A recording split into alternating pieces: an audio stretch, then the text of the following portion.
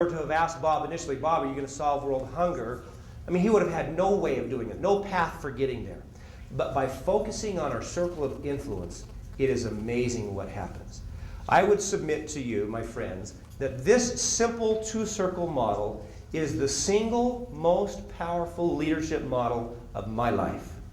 It has had more difference, made more impact on my life than any other model that I have ever seen. So, we have just a few moments left. I'd like to conclude with one last video and a challenge to you, okay? This is about a school teacher and introduces the concept of a trim tab. Does anyone know what a trim tab is? A trim tab, if you have the rudder on a ship, and they have them on airplanes as well, you've got the big rudder, but it is so difficult to move the rudder itself that at the bottom of the rudder, there's a little kind of sub-rudder called the trim tab.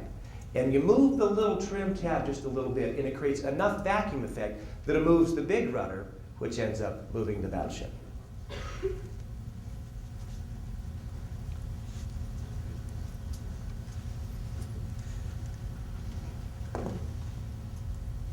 Come on.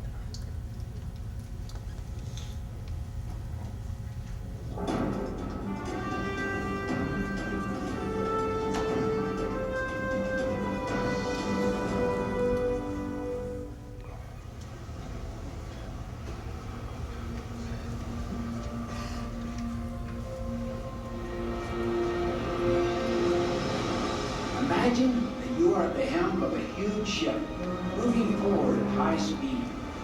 How is it possible for a single person to change the course of something so massive? To change the ship's course, you move a steering wheel that operates a rudder, which then turns the ship. But the rudder itself can be enormous, perhaps even 10 stories tall on some ocean liners. So what moves the rudder? A tiny second rudder attached to the big rudder called a trim tab. Through the marvels of engineering, when the trim tab swings to one side, it creates just enough vacuum that it pulls the big rudder around. The trim tab is tiny compared to the size and weight of the ship, yet it is the trim tab that determines the ship's course. Sometimes it may seem that making changes in our lives or in our jobs is like turning a huge ship. But the principle of the trim tab, that small changes can have a big impact, applies to many areas. I'm reminded of a large metropolitan city that was looking for a big solution to a big problem. New York City was plagued with crime.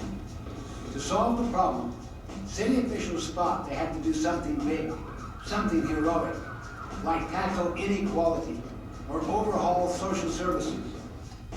Instead, they began to think differently. What if they focused on smaller crimes? Crimes that were signaling disorder in the city and inviting more serious crime. So they turned their attention to small violations occurring in the subway system.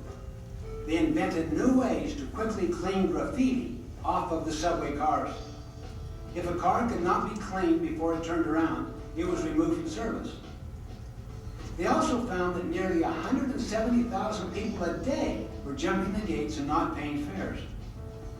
By keeping subways clean and cracking down on these small violations, the city reduced felonies on subways by 75%. As they applied the same principle in different areas throughout the city, felonies were cut in half and murders dropped by 2/3. This illustration shows how small things can have a big impact. But the trim tab principle also applies to people, particularly at work. Far too many people are not engaged in their work. They are neither fulfilled nor excited. Most of all, they feel powerless to change anything, and they blame it on the organization or their boss or their lack of authority. In truth, you are the creative force of your own job and life. As a leader, you can be a trim tab for the people you lead. You can inspire them to unlock the passion and talent they want to give to their work.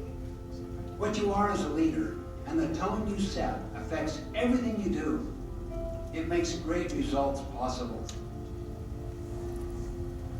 When Madeline Cartwright became the principal of an inner-city elementary school, she found a desperate situation.